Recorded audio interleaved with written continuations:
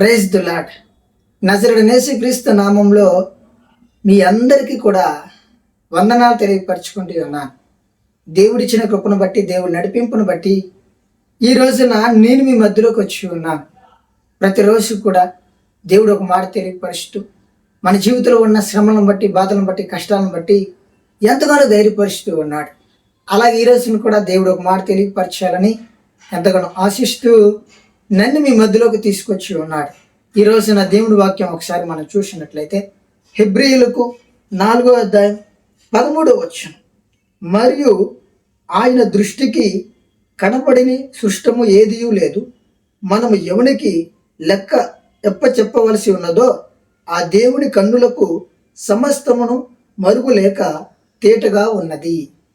ఈ లోకంలో ప్రతి మనిషి చేసే ఆలోచనలు, ప్రతి మనిషి చేసే పొరపాటులు, ప్రతి మనిషి చేసే పాపాలు దేవుడు ఎప్పుడు కూడా చూస్తూ ఉంటాడని ఈ రోజున దేవుడు మనందరితో కూడా మాట్లాడుతూ ఉన్నాడు.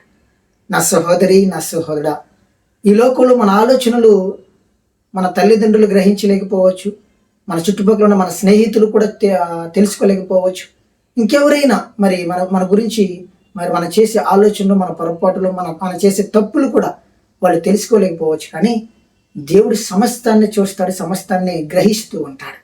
ఈ భూమి ఆకాశాన్ని సృష్టించిన సృష్టికర్త అయిన తండ్రికి ఈ లోకంలో ఏమి జరుగుతుందో కూడా ప్రతి ఒక్కటి కూడా ఆయనకి తెలుసు. చాలా క్లారిటీగా చూస్తానని ఈ రోజున ఈ వాక్యం ద్వారా మనందరితో కూడా మాట్లాడుతూ ఉంటాడు.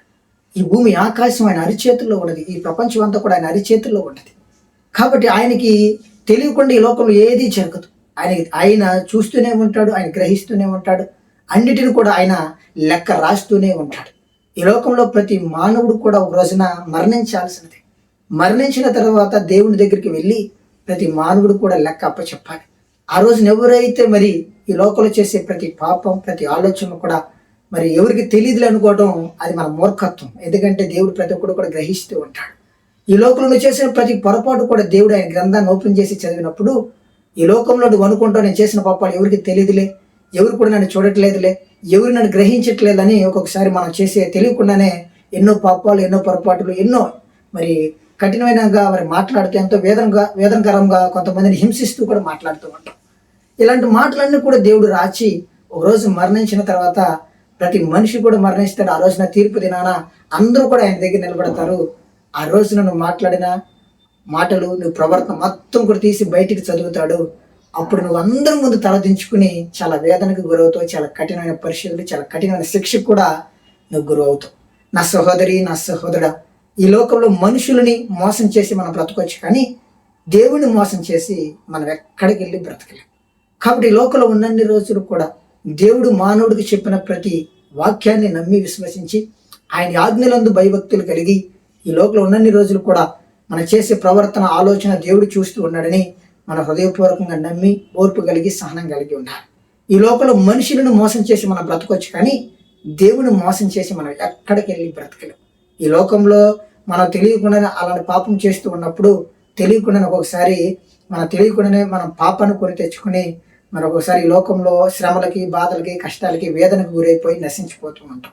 ఎందుకంటే మన ఆలోచనలు ఒకసారి చెడుగా ఆలోచిస్తాం, చెడు తలంపులతో కలిగి ఉంటాం. కాబట్టి అవి దేవుడికి నచ్చవు. ఈ లోకంలో ఉన్న శాతానికి మనం చెడిపోవడం, మనం నశించిపోవడం వాడికి చాలా ఇష్టం. కాబట్టి ఈ లోకంలో మన చెడు ఆలోచనలన్నీ కూడా మనకి ఎంకరేజ్ చేస్తూ ఉంటాడు సాతాన్ అనే వ్యక్తి.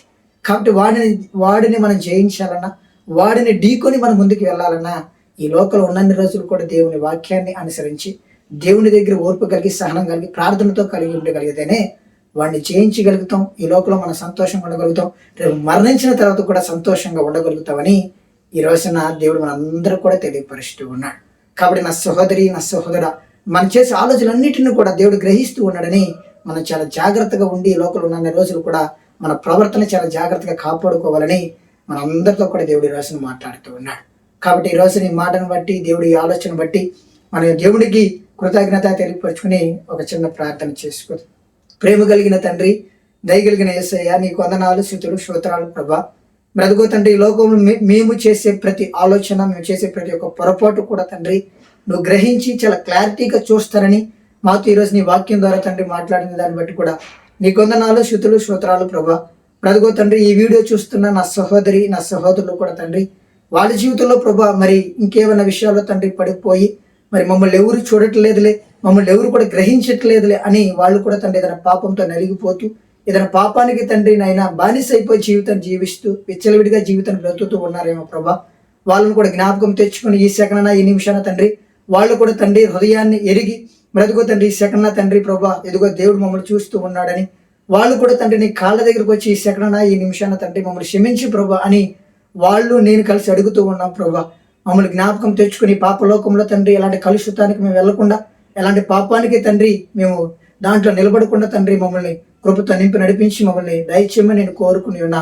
బ్రతుకో తండ్రి నీ రాకడ సమయానికి ప్రభా ఈ లోకంలో తండ్రి ఉన్నన్ని రోజులు తండ్రి నీ వాక్యాన్ని అనుసరించి నీ ఆలోచనలు గ్రహించి ఓర్పు కలిగి సహనం కలిగి నెమ్మది కలిగి తండ్రి పరలోక రాజ్యంలో గొప్ప వాళ్ళుగా నిలబడే విధంగా తండ్రి మమ్మల్ని ధైర్యపరిచి ముందుకు నడిపించమని నేను కోరుకుని ఉన్నా. బ్రతుకో తండ్రి ఈ రోజున ఈ మాట ద్వారా తండ్రి మమ్మల్ని ఎంతగానో ధైర్యపరిచి మమ్మల్ని ఎంతగానో తండ్రి నాయన క్రమశిక్షణలో నడిపిస్తున్న దాన్ని బట్టి కూడా నీకు వందనాలు. నీ కృపాని దీవెని బట్టి తండ్రి ప్రతిరోజు కూడా తండ్రి ఒక మాట తెలియపరుస్తూ మమ్మల్ని ఎంతగానో ధైర్యపరిచి ముందుకు నడిపిస్తూ మమ్మల్ని ఎంతగానో తండ్రి హద్దుకుని జీవితాన్ని జీవించేబడిలాగా నిలబడడానికి ఇచ్చిన అవకాశాన్ని పట్టుకుని నీకు వందనాలు.